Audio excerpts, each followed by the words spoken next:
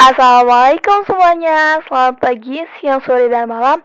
Buat kalian yang nonton video ini, balik lagi dengan aku. Semoga kalian gak bosan-bosan dengan video-video aku. Nah, kali ini aku mau mengajak kalian untuk melakukan suatu kebaikan atau melakukan suatu hal yang ramah lingkungan. Nah, kalian penasaran gak sih caranya gimana? Langsung aja ditonton videonya, jangan di skip ya. Nah, jadi aku tuh mau mengajak kalian untuk melakukan gerakan green computing atau komputasi hijau.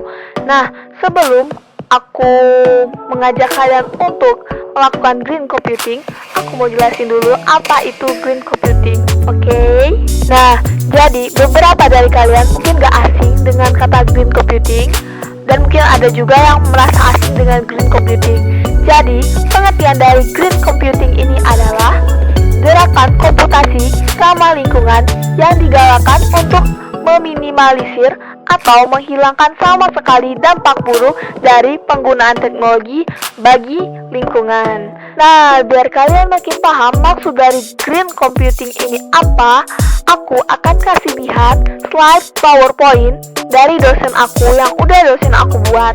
Mulai dari latar belakang munculnya green computing, konsep green computing, penerapan green computing, kelebihan green computing, dan kekurangan green computing. Ayo kalian baca dan pahami maksud dari green computing ini apa, biar kalian makin paham dan makin bisa menjaga bumi kita. Oke?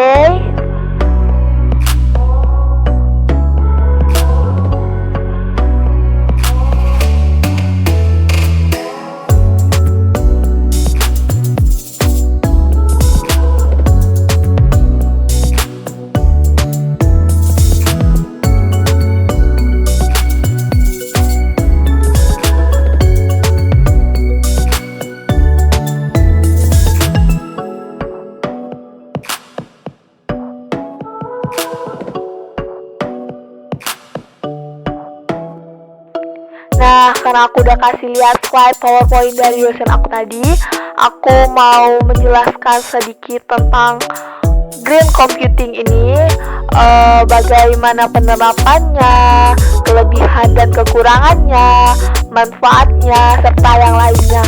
Oke? Nah, sebelumnya, kenapa green computing ini sangat penting?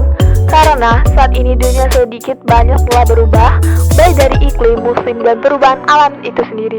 Semakin lama, bumi ini diprediksi akan semakin panas yang disebabkan lapisan ozon yang semakin menipis. Pemicu utama dari peristiwa yang disebut dengan global warming ini adalah ulah manusia yang menumpuk sampah dalam skala besar, sehingga sampah-sampah yang sulit terurai oleh tanah akan menjadi limbah. Tidak hanya itu, pemakaian energi yang boros juga turut membawa dampak buruk bagi dunia ini. Nah, ada beberapa metode pendekatan green computing sehingga lebih ramah lingkungan dalam sistem komputasi berikut ini. Yang pertama, pemanfaatan energi alternatif. Dengan menggunakan sumber energi alternatif lain, sistem komputasi dapat digerakkan. Misalnya menggunakan energi nuklir, hidroelektrik, kincir angin, dan sebagainya. Kedua, penggunaan sistem teknologi virtualisasi. Memang sudah zamannya di saat sekarang kita menggunakan sistem teknologi virtualisasi. Sistem ini memungkinkan kita dapat menjalankan suatu proses di dua atau lebih logika komputer di dalam satu unit hardware pemroses atau utama atau CPU. Jadi, dengan sistem virtualisasi, maka seorang administrator akan lebih mudah menggabungkan beberapa sistem CPU fisik ke dalam bentuk virtual machine yang jauh lebih handal. Tentunya hal ini dapat mengurangi jumlah keseluruhan sumber daya yang ada. Yang ketiga, pengaturan penggunaan sumber daya komputasi modern saat ini sudah dilengkapi dengan fasilitas Advanced Configuration and Power Interface yang memungkinkan suatu sistem operasi mengendalikan secara langsung faktor power saving dari hardware komputer tersebut. Misal, Anda dapat mengatur monitor atau hard disk secara otomatis akan idle dalam keadaan tidak ada aktivitas. Di samping itu, Anda dapat mengatur sistem power penghemat tersebut di dalam by iOS komputer dan fitur-fitur lain dalam masing-masing produk. Keempat, penggunaan hardware yang low power. Saat ini sudah banyak produk-produk komputer yang menggunakan sumber daya yang rendah. Namun hal ini akan tidak sesuai bila Anda menggunakan komputer untuk game, video editing, dan aplikasi-aplikasi yang membutuhkan resource yang besar. Apabila Anda hanya membutuhkan untuk sistem office dan sekadar browsing di internet, komputer dengan hardware yang minimalis ini sudah lebih dari cukup dan tentunya bisa menghemat budget Anda. Yang kelima, pemanfaatan sistem daur ulang. Bila komputer sudah usang namun masih dapat dimanfaatkan kembali, biasanya spare part yang masih berfungsi mungkin dapat dipakai sebagai sumber bagi komputer lain. Sedangkan kalau sudah rusak, maka spare part yang ada dapat didaur ulang kembali. Biasanya ini terjadi di negara-negara maju seperti Amerika dan Eropa. 6. Penggunaan sistem mobilitas. Infrastruktur yang ada seperti saluran kabel telepon mungkin saat ini dapat berkurang berkat adanya inovasi dalam teknologi informasi di mana kita sudah dapat melakukan komunikasi menggunakan VoIP (Voice over Internet Protocol). Secara tidak langsung kita sudah mengurangi penggunaan bahan-bahan dari logam yang berbahaya dari struktur kabel tersebut. Dan juga masyarakat diharuskan untuk menggunakan kembali atau reuse, memperbarui atau refurbish atau membuang, dispose dengan secara ramah lingkungan. Yang pertama ada reuse.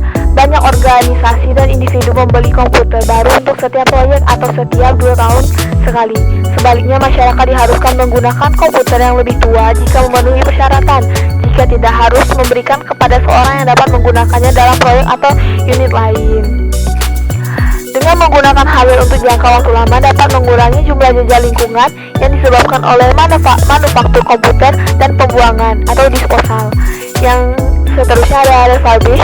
Masyarakat dapat memperbarui dan mengupgrade komputer lama serta server untuk memenuhi persyaratan baru. Masyarakat dapat membuat komputer lama dan hardware IT lainnya menjadi hampir baru lagi dengan rekondisi serta mengganti beberapa bagian. Dibandingkan membeli komputer baru dengan spesifikasi yang ada, masyarakat juga dapat membeli hardware ITI yang sudah diperbarui menjadi peralatan berkembang. Jika pilihan ini tidak cocok, masyarakat dapat menyumbangkan peralatan untuk amal sekolah seseorang yang membutuhkan atau dapat menjualnya. Recycle. Ketika masyarakat tidak dapat refurbish atau reuse komputer, diharuskan untuk membuangnya dengan cara ramah lingkungan dengan mendepositokan sampah dengan recycle elektronik atau kolektor limbah elektronik e-waste. Komputer dan barang elektronik adalah salah satu jenis limbah yang tumbuh tercepat dan menimbulkan masalah lingkungan serius. Dan manfaat dari green computing ini adalah: pertama, menghemat daya dan hemat listrik. Yang kedua, memperpanjang usia perangkat komputer. Yang ketiga, mengurangi emisi karbon dioksida. Keempat, membutuhkan sedikit hardware. Yang kelima, penghemat kertas. Keenam, terhindar dari krisis listrik berlanjut. Yang ketujuh, memelihara lingkungan agar menjadi lebih baik. Yang kedelapan, pastinya ramah lingkungan. Nah, itu dia sedikit penjelasan dari aku tentang green computing. Semoga kalian bisa memahami dan bisa kalian terapkan serta amalkan di kehidupan sehari-hari kalian. Mari kita menjadi manusia yang tidak hanya menggunakan teknologi, tetapi dapat melindungi alam juga. Mari kita sama-sama jaga bumi kita dengan melakukan green computing. Salam literasi, sampai jumpa di hal lainnya. Wassalamualaikum warahmatullahi wabarakatuh. Bye-bye.